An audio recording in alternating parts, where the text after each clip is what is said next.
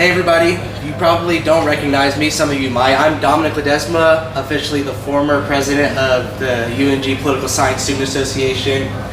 I've been really busy this semester. I'm about to graduate in a couple weeks, and so I really want to thank all of you guys for showing up and making sure that the club has stayed alive. More importantly, I really want to thank Anita and Tyler for being here for every single meeting throughout the semester. I have a class during this time, so unfortunately I haven't been able to attend. It's a really rigorous and demanding class, and I'd hate to miss out, especially with the new policies on campus where, it could fail me out. So I do apologize for not being here, but today we are going to have an open mic discussion. Feel free to share whatever you'd like. We can have a casual conversation, or we can get nitty gritty with the politics, because that's what we're all about. And I just really want to say thank you again for all of you guys and continuing to keep the club going. So did anybody want to start us off? Just also for anybody in the room, even if you're not part of the club, I brought cookies, so please take a cookie. If you want a cookie, they're here. Help yourself, and I will be passing around an attendance sheet one last time. If you've never attended this before, you're welcome here. You're welcome to participate. It's open to everybody. We are live streaming over YouTube. I will pass this around. If you put your name on here, it will verify your attendance. If you add a faculty member, I will contact that faculty member. I cannot guarantee that that'll do anything, but I will let them know that you were here if they might offer extra credit, for example. Okay, so yes, one last discussion for the semester. Go ahead. I want to discuss about political parties because, we hear a lot that Republicans I'm trying to say this, Democrats fought to keep the KKK, and the Republicans put the black man in Congress. I want to discuss it because it's a really heavy topic given the political landscape right now. Thoughts? Anything? You mean like the party switch? Yeah, the party switch. We can discuss that, yeah.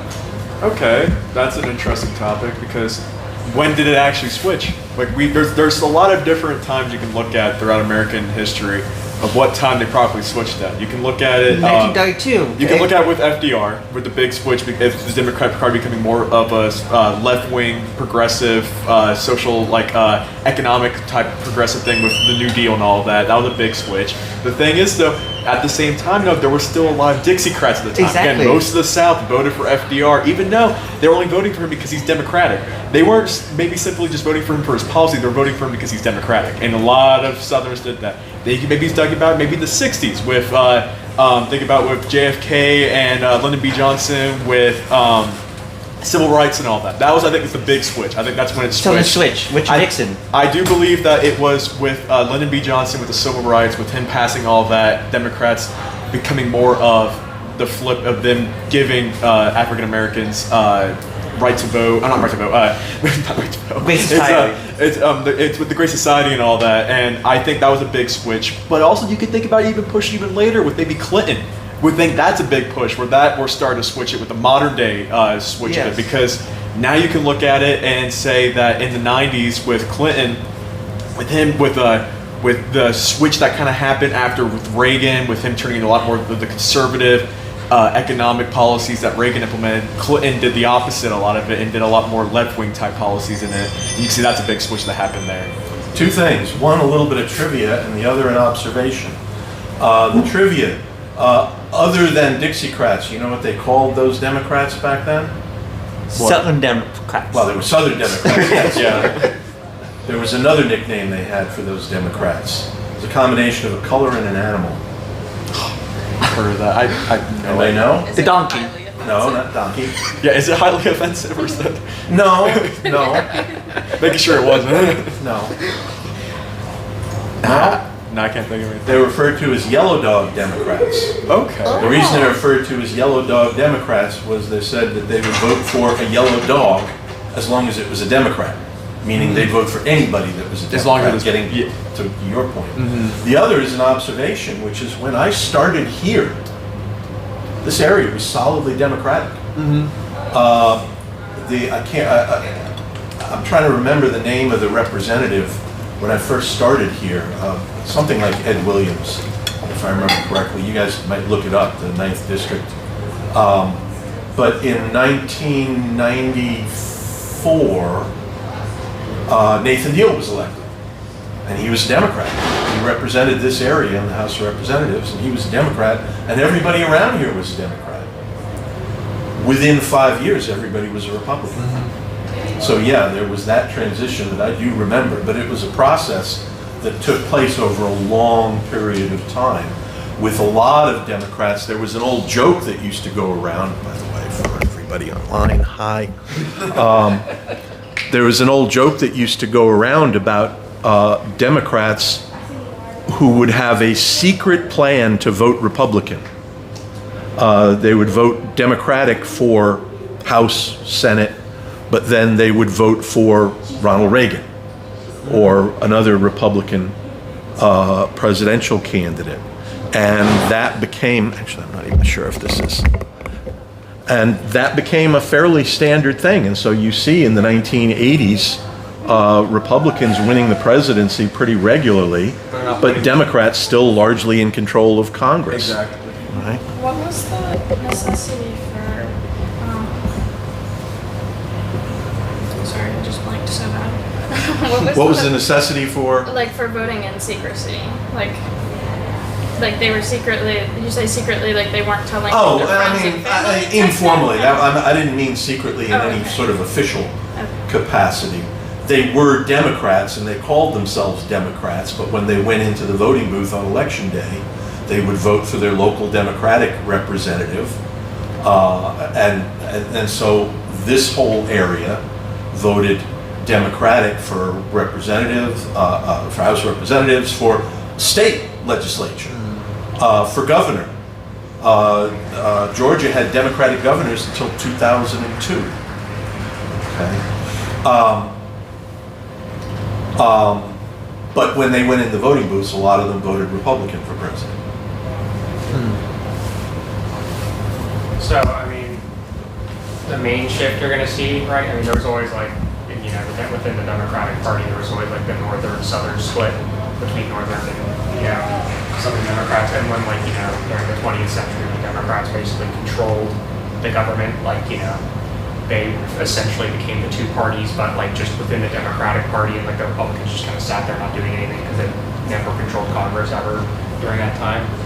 But obviously, when you were talking about Lyndon B. Johnson and all that, the civil rights movement, it started to alienate white Southerners, and one of the big ones was Roe v. Wade. That happened, right? And the Republicans in the 80s made that a big deal, and the evangelicals who really hadn't been mobilized up to this point, the Republicans made a big push to mobilize Christian America, and or deep conservative Christian America, because everyone's Christian pretty much, but that's really where the South starts flipping. That's really where it starts switching, and the Republicans become the conservative party. I mean, they still have the big business aspect of it, but I mean they also now they're conservative and big business, as the Democrats are progressive and economically more populist. Yeah, it's hard to grasp that in today's divided society, but from 1930, even before Roosevelt, although just before Roosevelt, from 1930 into the 1990s, a good period of 60 years, several generations, Democratic Party was it. It was the dominant party by, in many instances, a large amount. A few exceptions, right post-World War II, a tiny bit in the 1980s, but the Democratic Party was where all the action was. The Republican Party was largely an afterthought. Again, until the 80s when they started electing presidents on a regular basis. But anytime they captured anything before that, Dwight Eisenhower in the 1950s, or again, once in a while, Congress, the House and the Senate in the post-World War II era, it was always temporary, and everybody knew it was always temporary. And the Republican Party at the time simply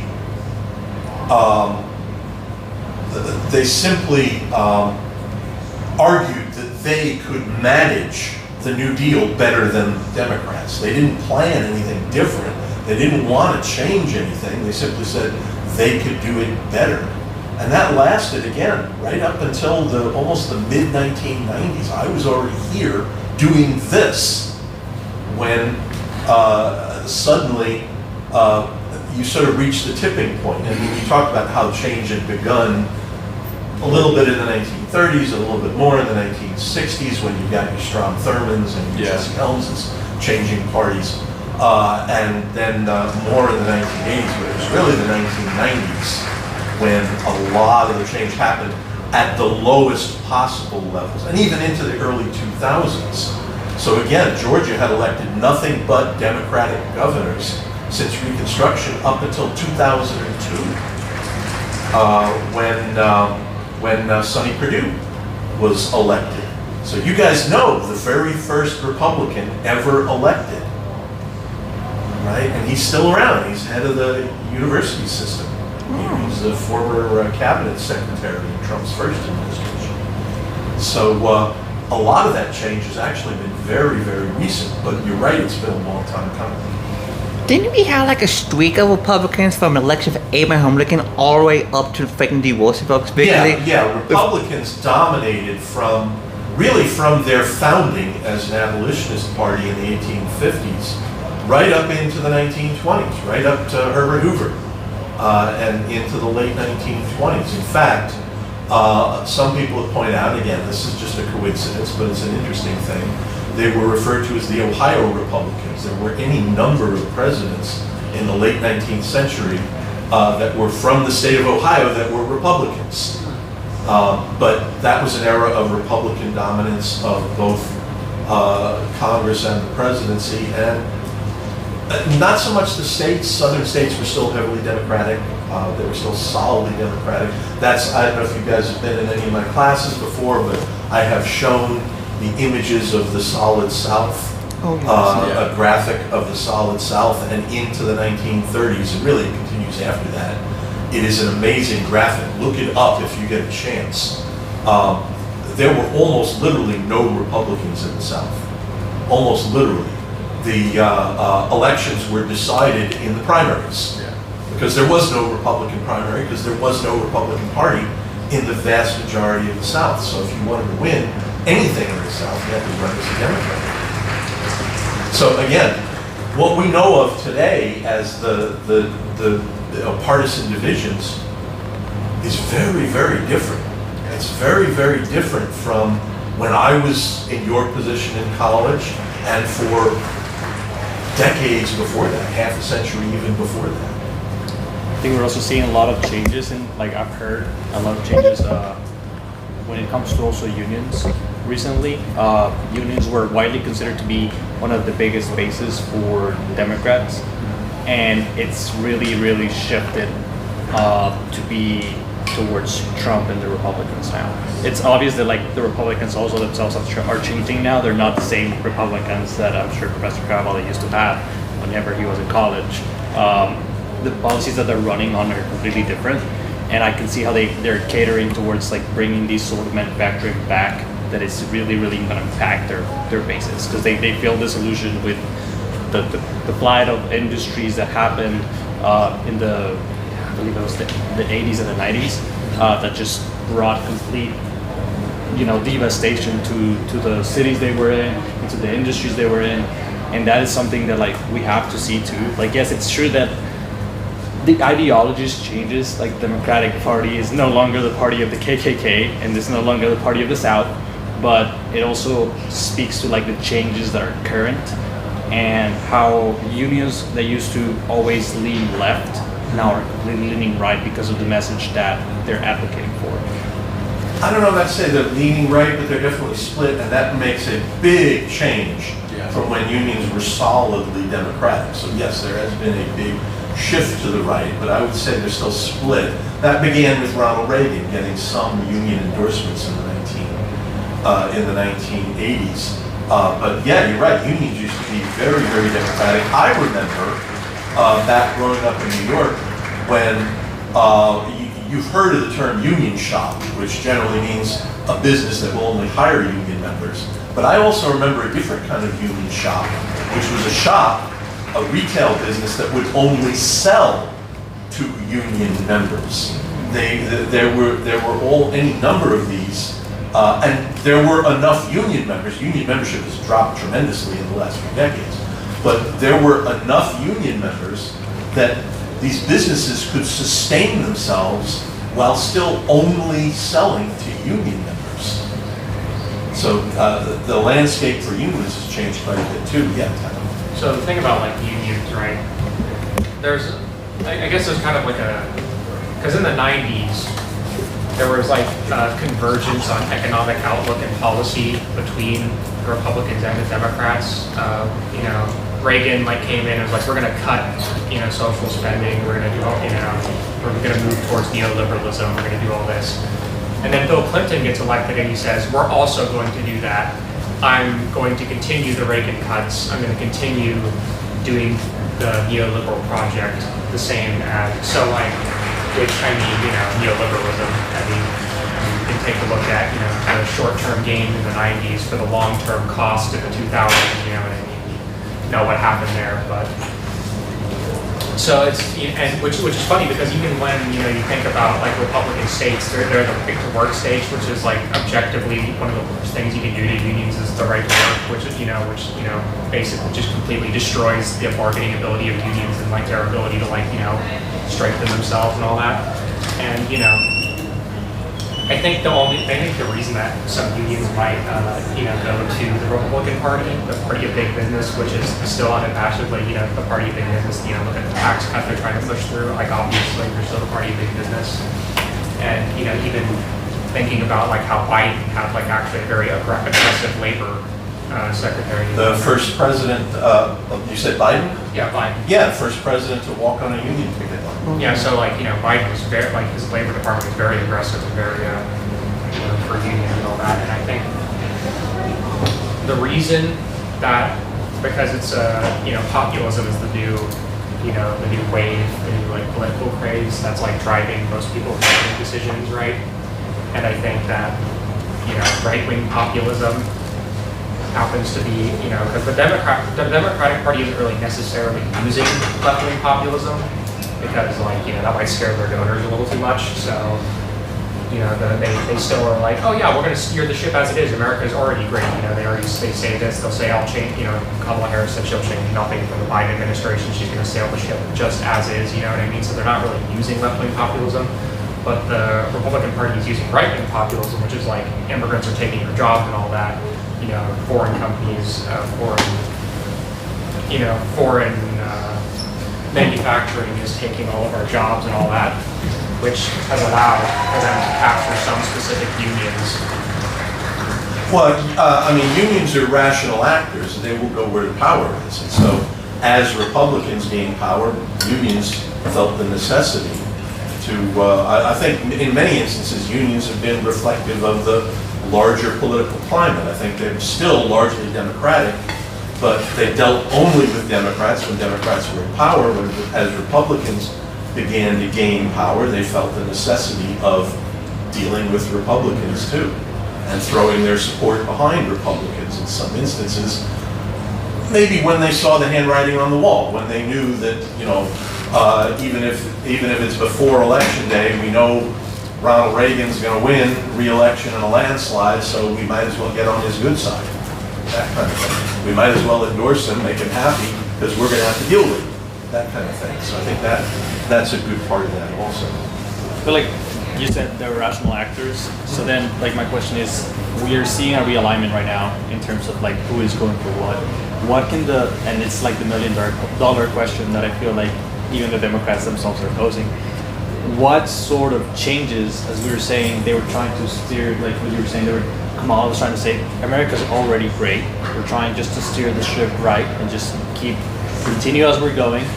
But instead what Trump is proposing is a complete, rework, a change, this appeal to nationalism, that the idea that the other is the one to blame for this, and that change can be swiftly enacted, and that I can get solutions passed to you. What should the Democratic Party do in response to that? Because you say they are not appealing to left-wing populism. what can they do to like win back voters? Like what kind of ideas can they do to appeal back to all these people that they've lost, like Latino man, black man, a lot of minorities that even have fled the Democratic Party and unions? What can they do to win these people back? My first thought, and then So the Democratic Party right now is in I think, an advantageous situation depending on how Trump's economic and foreign policy plays out. And so right now it's kind of like a waiting game to see what's going to happen. But if the economy, like I know the stock market is not really a good like a predictor, like Wall Street isn't a great predictor of Main Street. So what happens up with like the industries doesn't necessarily depend on like what's happening with my particular pocket, but if there starts to be a larger strain on the economy, especially for the individual buyer and consumer, then I think Democrats' strategy moving forward would be to lean into some of more of these left-wing populist ideas and more progressive economic strategies. Your Bernie Sanders, AOC types are going to start rising again as leaders within the Democratic Party that can like they can really attack the establishment Democratic principles and those more moderate views to try to coalition build with voters that are tired of, you know, being disadvantaged, being hurt. And if anything, this is a optimal time for the Democrats to sit back, let the Trump administration and Republicans do their thing. It's more of a political strategy than I would say like a moral victory, but if the economy continues to blunder and presidential approval ratings continue to drop, voters are going to start associating the president's party with members of Congress. It's going to start shifting the landscape to where Democrats can say, okay, well, because they did this, we can go and do X, Y, Z. It's more like a strategic waiting game to just wait for them to mess up, wait for them to bite themselves in the butt. And then you can go on with more of your more progressive economic stances and strategies. So it might just be that left-wing populism is what gets Democratic leadership to, you know, find its footing again. Yeah, I totally agree with all that. It definitely all boils back down to economic status. I mean, it's obvious in the polls and the ballot. So I think also in this last election, it's difficult because yes, Trump certainly implored like a populist, obviously agenda, but at the same time, every time that I was watching a debate or a speech or any kind of event, and we talked about it here a lot, it felt like they were both saying the exact same things in like different ways and trying to, you know, solve. Granted, yes, these are all problems that we want solved, but it's just, what can the Democratic Party do better? I love Charlie XCX. I don't think Kamala is Brat was like the vibe to go with, or like the Beyonce, that whole image that they tried to do. And then I think also since everybody was talking about the same issues on different parties, then the only thing that makes liberals stand out from a Republican perspective would be these progressive issues that typically people in a lower economic status just do not have the time or energy or anything to confront. It's just the classic, like, you're not going to advocate for small issues until you're like middle class and secure and, you know, have food on the table and all these things. So yeah, I think the Democratic Party would absolutely be smart to just sit back and watch. It could absolutely be a dumpster fire if they just sit on their hands and watch. But I don't think they'll be able to do that.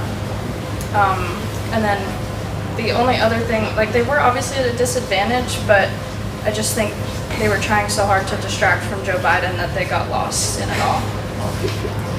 Okay, Butch. And today we saw with the 2024 election that, again, like as he said, populism is the new thing. It's taken the whole world by storm. The general thing in Western countries of the standard type liberalism is, in a sense, kind of dying.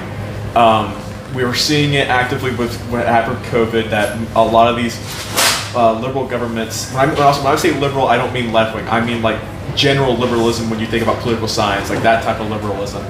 A large portion of these countries these parties lost to, a lot of them lost to populist governments, and they lost to left and right wing populist governments.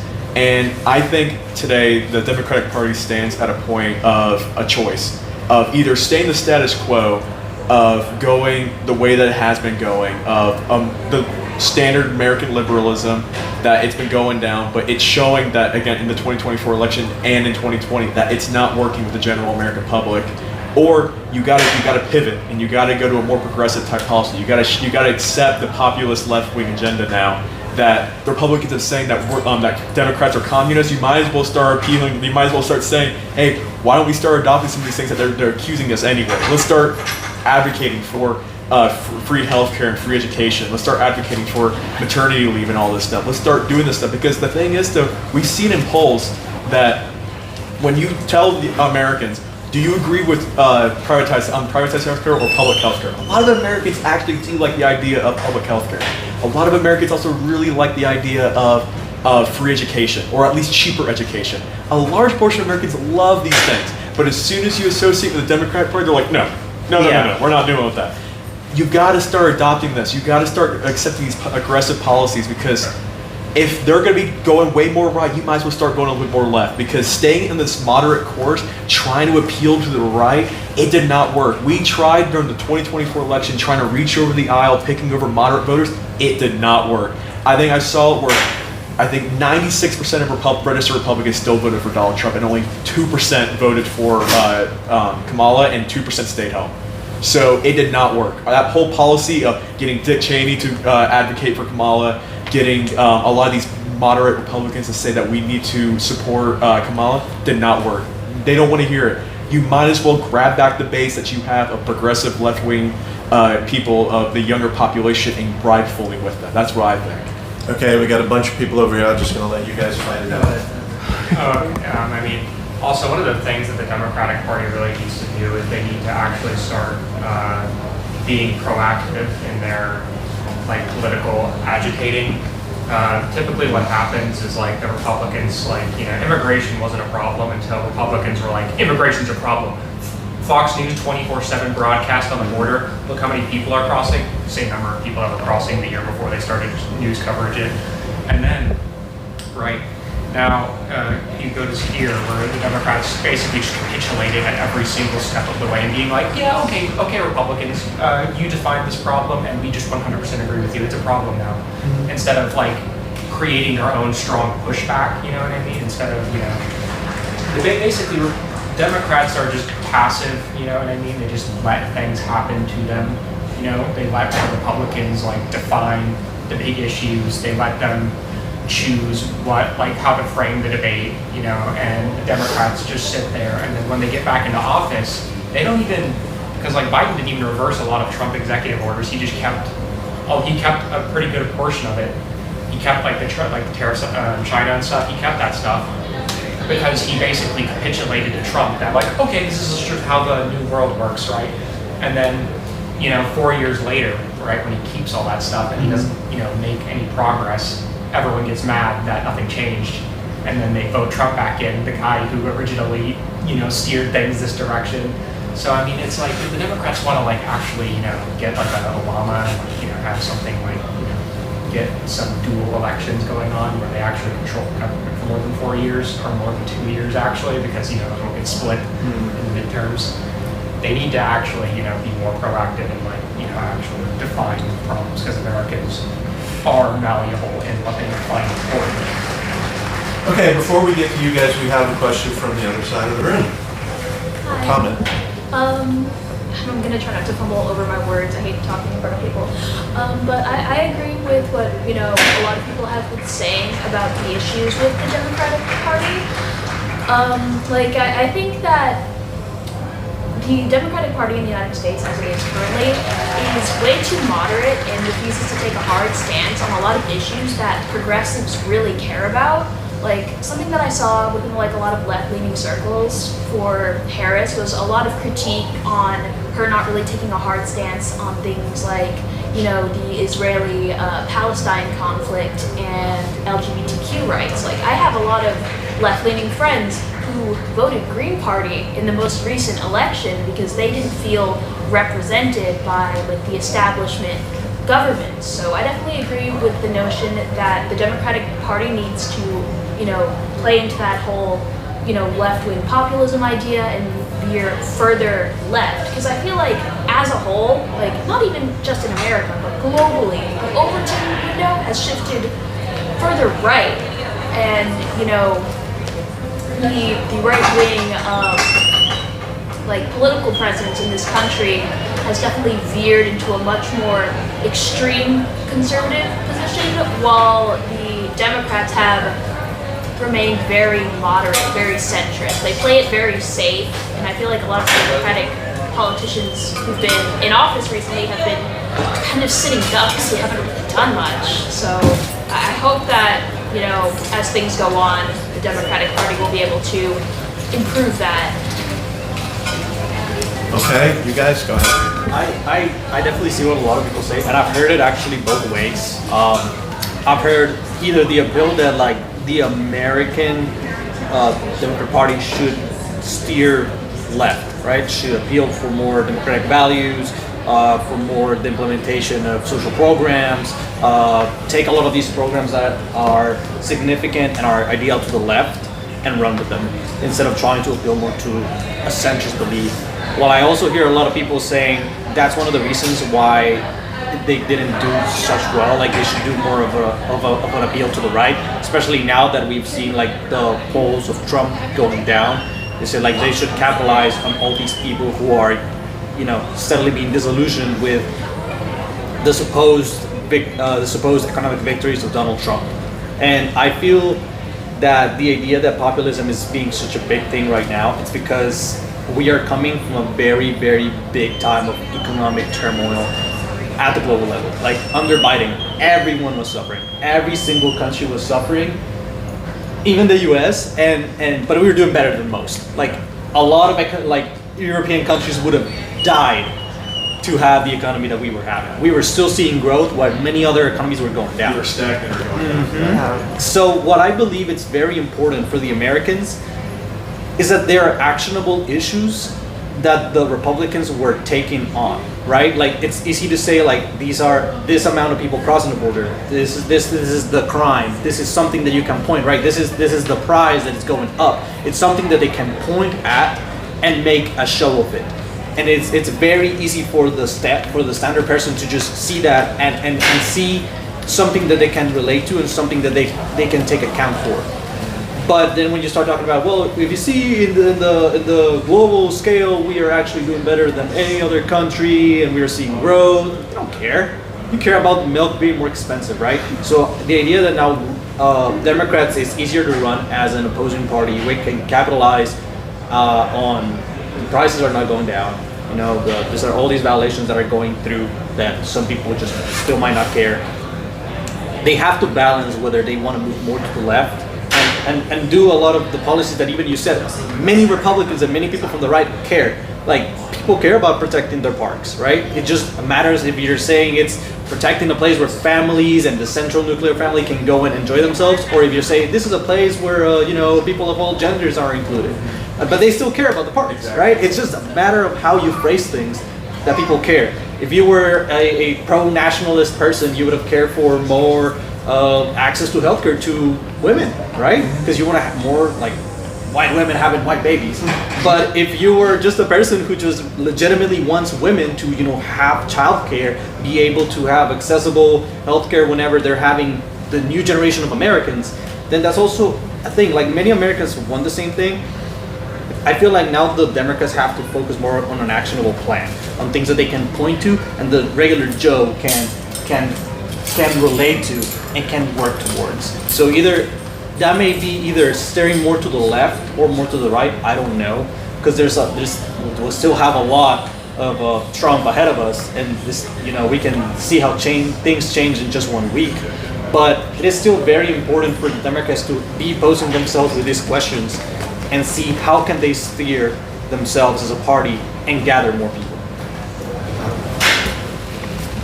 Yeah, I can definitely see a lot of the points that you make about is it a shift towards harder stances towards the left, or is it a more central approach?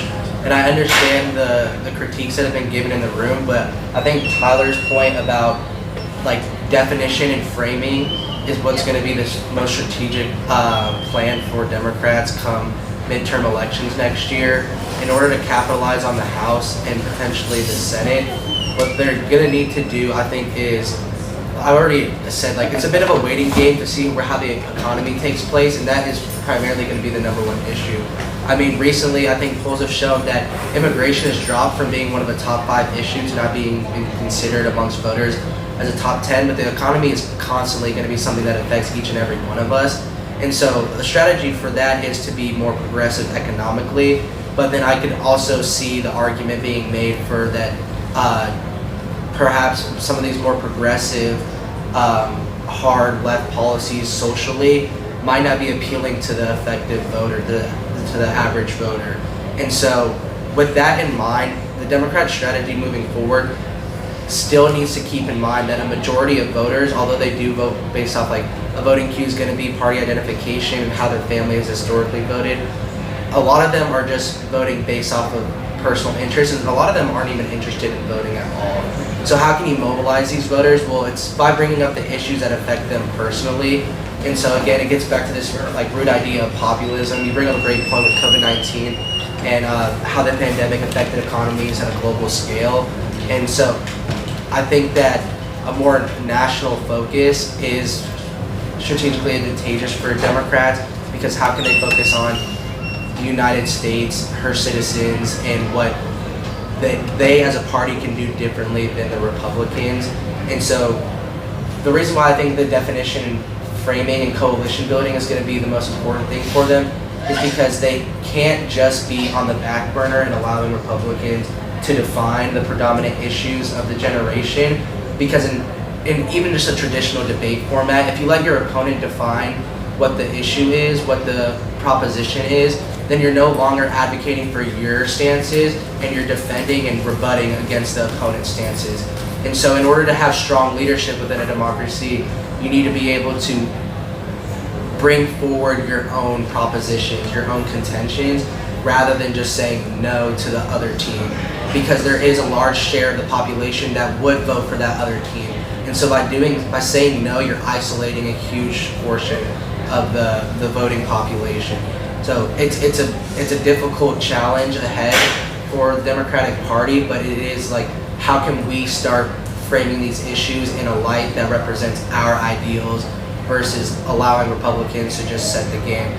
For Republicans moving forward, they have to start doing not quite the opposite, but I mean, with their advantages within the House and the Senate, they're not strong enough to the point where, you know, they're passing major legislation on a weekly basis. And so it's like, how can they start, you know, catering more towards moderate Democrats or more central, like, liberals? And so it's a game that both of them have to play. But I mean, with Republicans having a triumvirate right now, it's more in the limelight. It's like, oh, what can Democrats do to regain power? And so it seems more of a power imbalance. So you want to help the little guy. I feel like that's the average American sentiment, is, you know, the fight for the underdog. And so that's a huge focus on it. But Republicans have a very similar strategy moving into midterms. They need to make sure that they can maintain their coalition that they built in the 2024 election. They need to make sure that they are able to explain themselves and rationalize to the average voter why certain policies have come out, rather than just saying this is how it ought to be or this is what the status quo is. Explain how in the future it'll impact future generations, instead of just focusing on like, this is what we want now, because Democrats can just use that and turn it against them if it doesn't work out. It's always the challenge of the party out of power, and you'll hear it if you listen carefully enough. Both major parties, there'll always be a significant portion of the party that says we can't just oppose the other party, we have to stand for something. And you'll hear that over and over again, no matter who's in charge. What I was going to say is that where you were talking about like how Democrats are just not like successfully like showing their points of what they're actually doing. They're not telling the public exactly the best way of what they're policing on.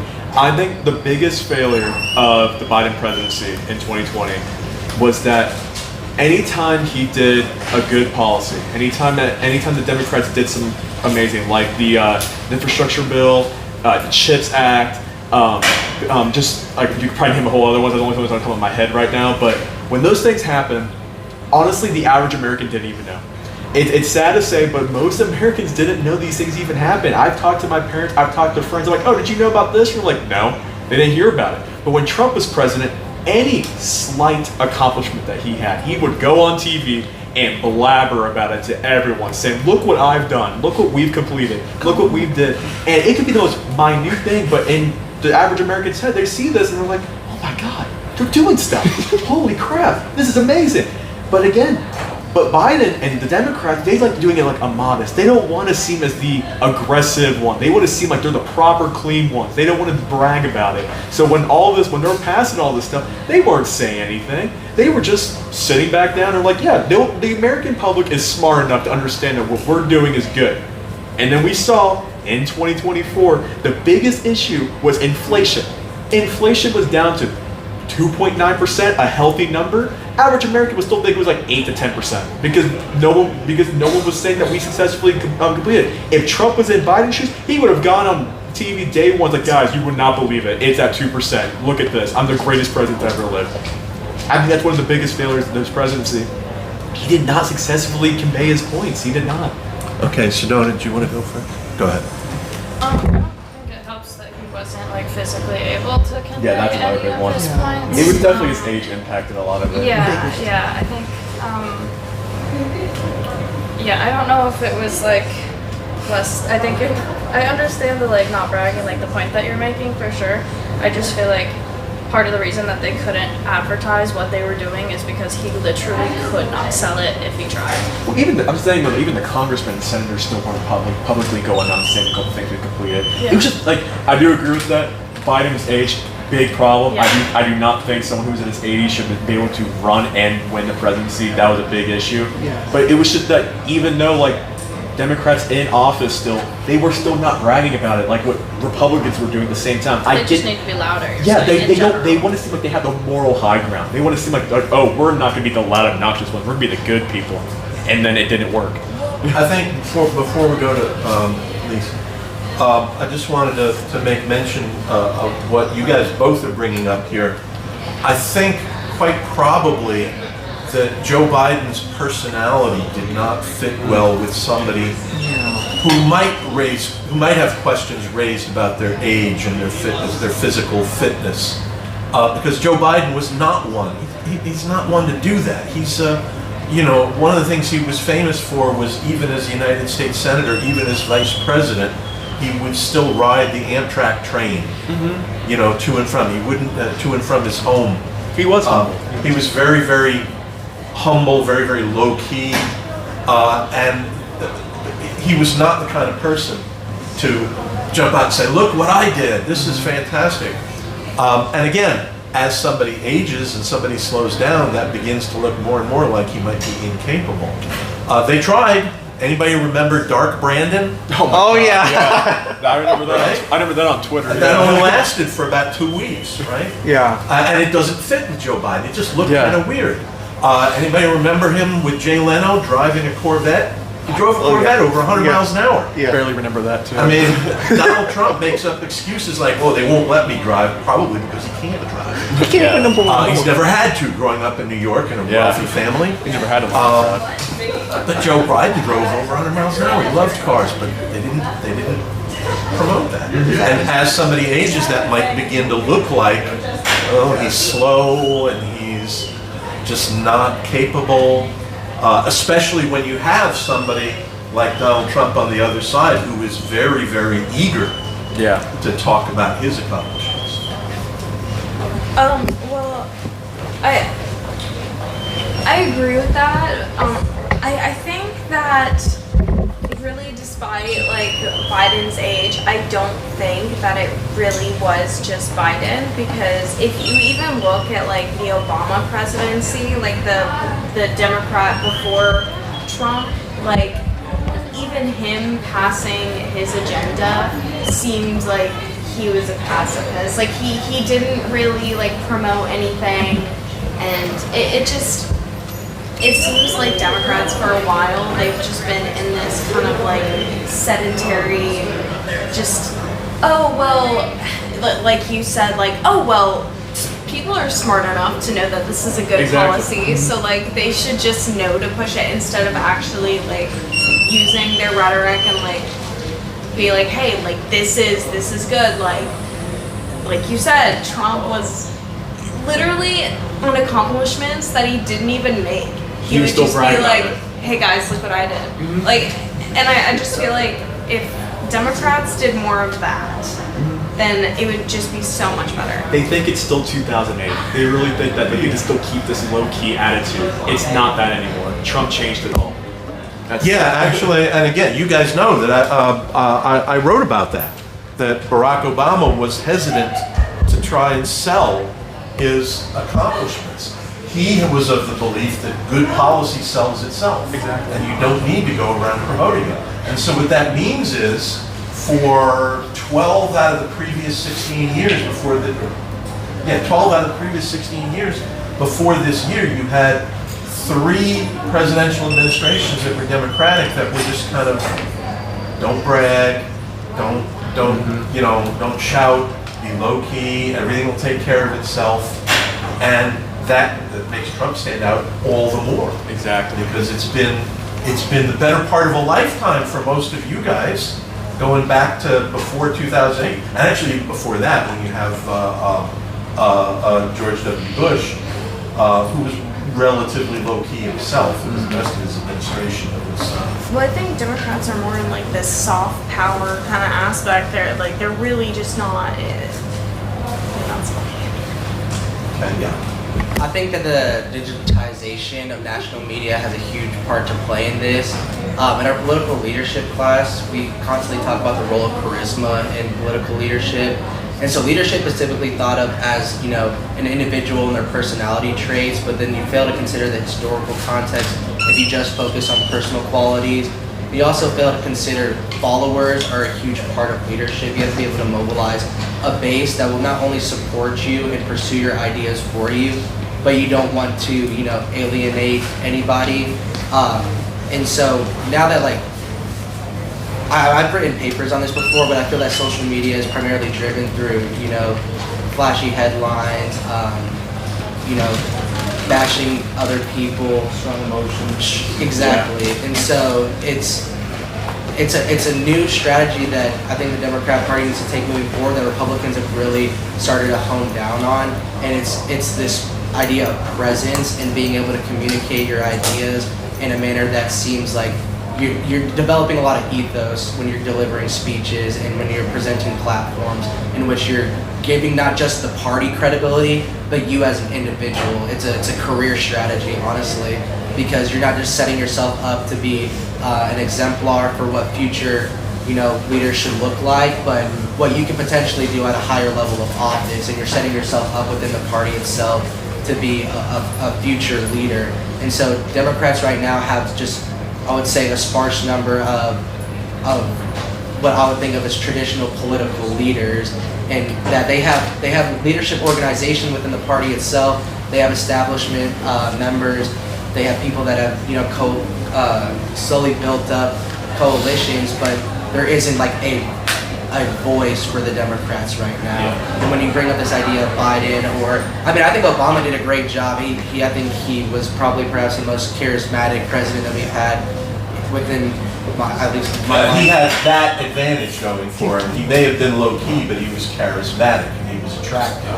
Which you could not say about Joe Biden. You take this all into account, and it sounds pretty vain, honestly, but humans are just simple creatures at the end of the day, and you have to take that into account. You have to have some sort of personality and oomph behind what you're saying. 100%. The policies can't just speak for themselves. Nita? So we're kind of getting close on time, but I just want to thank y'all for coming out throughout the semester. And I hope to see you guys next semester, and we're going to be continuing to do great things here at the club. And I also wanted to thank our graduating officers, Tyler and Dominic.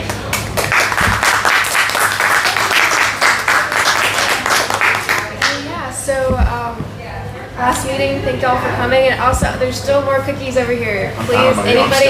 I only take a one. I'm not gonna be too greedy. I just want one. Free food, don't be foolish.